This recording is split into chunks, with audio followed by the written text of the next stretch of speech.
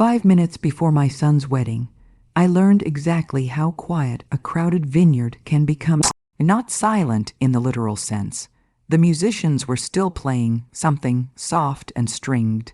Guests were shifting in their chairs, champagne glasses touching with polite little chimes. But beneath all of that, there was a stillness, the kind that arrives right before something breaks. Late afternoon, sun spilled across the vineyard hills, turning every row of grapes into ribbons of gold. White roses lined the aisle. Ivory fabric drifted lazily from wooden beams. Even the air smelled curated lavender and fresh earth. It was, by all appearances, a perfect day. And yet, perfection has a sound when you've lived long enough to distrust it. It hums, softly, like a warning only experience can hear. I sat in the second row, not the first. The first was reserved for Brielle's family, that had been explained gently, as most exclusions are. Traditionally, the bride's family sits closest. I assured the planner it was perfectly fine, and it was. You learn, as you grow older, which hills are not worth dying on. Still, I noticed. Quiet women always notice. My name is Margaret. I am a widow, a mother, and to most people in that vineyard, I was likely little more than a modest footnote in a much grander story. Underestimation has followed me most of my life. I have never rushed to correct it, because underestimation is often the greatest privacy one can possess. Across the aisle, Brielle stood near the arbor, radiant in a gown so intricately stitched it seemed less sewn and more engineered. My son Ethan stood at the front beside the efficient, tall, composed. There is something sacred about seeing the child you once carried standing as a man. For a moment, memory folded time in half. I saw the toddler who refused to sleep unless his small hand clutched my finger. The boy who built crooked science projects at our kitchen table. The teenager who once told me very seriously that when he grew up, he would take care of everything. And he had. A quiet pride settled in my chest. Then I heard it, not loudly, not meant for the room. Just 7 words spoken behind me with casual ease. That's not a mother. That's a typo in heels. Time stopped. I did not turn immediately. Years teach you the discipline of stillness. A soft laugh followed. Brielle's. Shared cruelty is always colder than cruelty alone. Slowly, I turned. Daphne Hart stood elegant as ever, pearls resting perfectly against her collarbone. When she noticed me looking, she did not apologize. She simply offered a serene smile. It was not remorse, it was composure. And in that instant something inside me shifted, not wounded, clarified. Months earlier, when Ethan first said, "Mom, I want you to meet someone important," I listened carefully. Her name was Brielle Hart. She's driven, he told me, focused, impressive. It is curious what mothers hear between the lines. Our first dinner took place beneath lighting so soft it made everyone appear slightly more luminous than they were. "I've heard so much about you," Brielle said, a flawless sentence. Yet as the evening unfolded, most of what she wanted to hear was about me. Not memories, specifications. Do you still live alone? Have you considered retirement? Who advises you financially? She was mapping terrain. Across the table, Ethan watched with quiet hope. So I answered warmly, though not exhaustively. Privacy is stewardship. Later she said, I admire women who manage independently. It must require careful planning. Careful. Such tidy language. Yes, I replied softly. Independence usually does. Something flickered across her expression. Recalibration. The second meeting brought her parents. Their home was less a house and more a declaration. Tall windows, disciplined landscaping, wealth arranged rather than displayed. Daphne greeted me as though she had already researched me. Grant shook my hand half a second too long. At dinner, conversation gradually shifted toward hierarchy. Then Daphne leaned forward. We don't expect your side to contribute much to the wedding. We understand your limitations. Limitations, not crude, just definitive. I placed my cup down carefully. How thoughtful, I said calmly. Because calm invites revelation.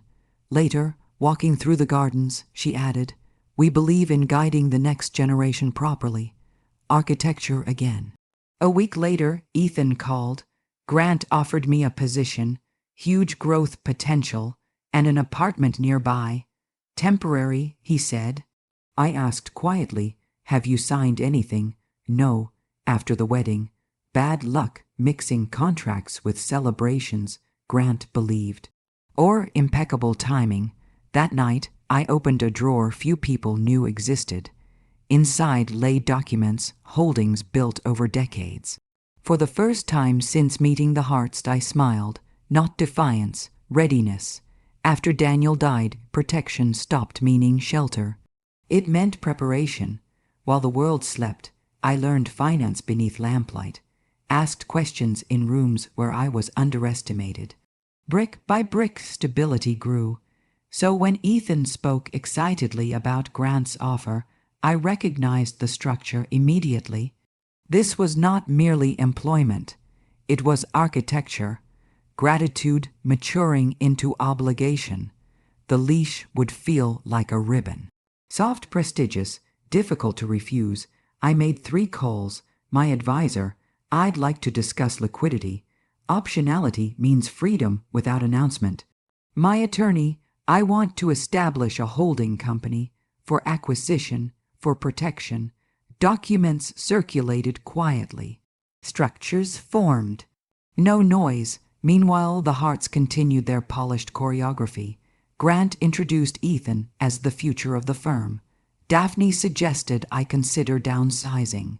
For this season of life. Interesting phrasing for diminishment. Then Ethan texted, medical expansion project, could change everything. I smiled slowly. Because I already knew the development. Markets speak to those who listen early. What the Harts could not imagine was that the quiet widow they measured so carefully had long ago learned how to move pieces on the same board, just without announcing the game. Weeks passed beneath the choreography of wedding planning. Meanwhile, my firm acquired a controlling interest in the North Corridor medical expansion.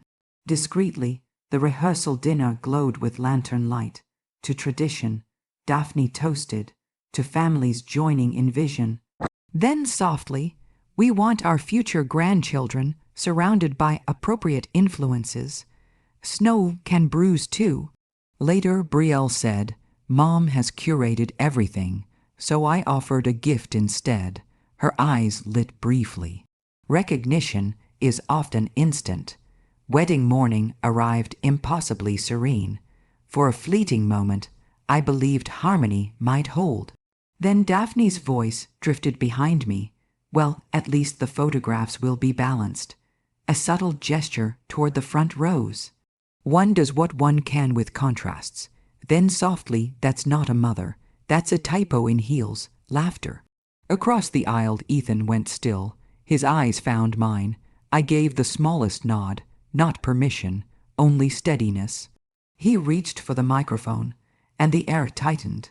Ladies and gentlemen, I need a moment.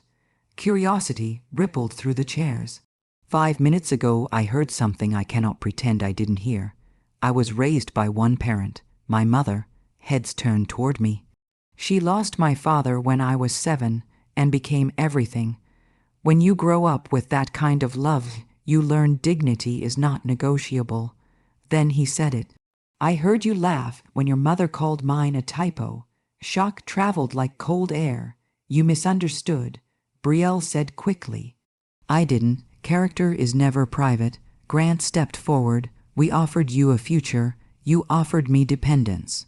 Then the sentence that divided the afternoon forever. I cannot marry into a family that sees the woman who raised me as something to be tolerated. I'm calling off the wedding. Breath left the gathering all at once. Humiliation, Ethan said calmly, is what happens when dignity is treated as optional. The microphone returned to its stand. Final, a life quietly chose its direction. Shock spreads like ink in water. Then I rose, walked the aisle slowly. Thank you, I said. This has been educational. Grant frowned. I fail to see the lesson, the clarity preceding it. You may wish to speak with your advisors. I added gently. Last week, my firm finalized the acquisition of a controlling interest in the medical expansion. Color drained from his face. That parcel was foundational to our positioning.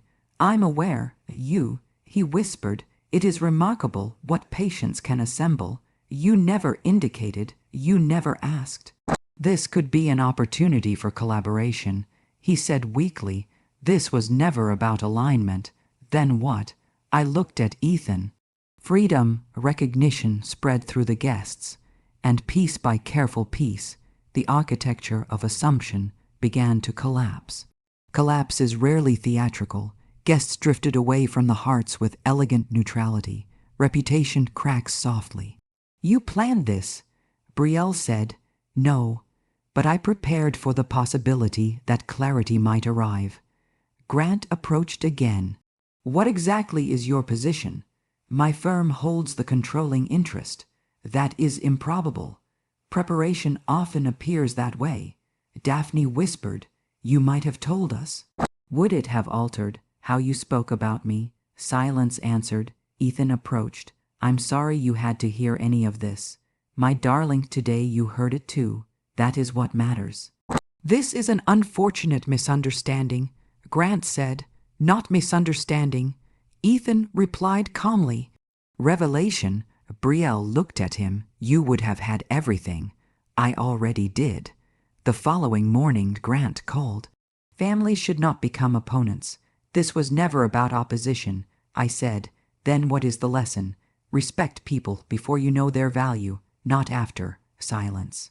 You are an extraordinary woman, he said finally, only a prepared one. Years later, when asked about that afternoon, I simply say, sometimes life clarifies itself all at once. Underestimation is a curious gift. It reveals far more about the observer than the observed.